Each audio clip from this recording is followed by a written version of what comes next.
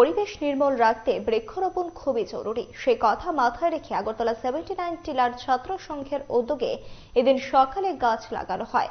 Mayor Dipak Majumdar, বিশিষ্ট চিকিৎসক তথা বিজেপি নেতা অশোক সিনহা কর্মসূচিতে উপস্থিত ছিলেন। তারাও নিজের হাতে গাছ লাগিয়েছেন এবং অন্যান্যদের বার্তা দেন নিয়মিত বৃক্ষরোপণ করার জন্য।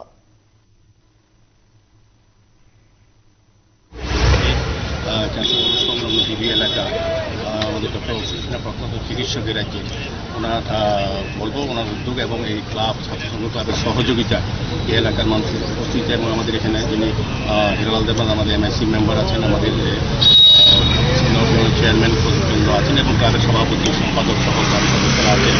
বিশেষ হচ্ছে পরিবেশকে সুন্দর রাখা। ডাক্তারবাবুর খুব উদ্যোগ নিয়েছেন, আমার ভালো লেগেছে। উনি আমাদের জানবেন একটা মানুষকে সুস্থ রাখলে স্বাস্থ্য পরিবেশের সঙ্গে সঙ্গে এলাকার পরিবেশ সুন্দর রাখতে, মানুষ সুস্থ তখনই থাকে যদি ফ্রি অক্সিজেন পায়, তারপর অন্যান্য স্বাস্থ্য পরিষেবা প্রদান করলে মানুষকে সুস্থ রাখা যায়। এই এলাকাকে সুস্থ রাখার পরিবেশ রক্ষা করার ক্ষেত্রে আমি ডক্টর অশোক সিনহাকে ধন্যবাদ জানাই।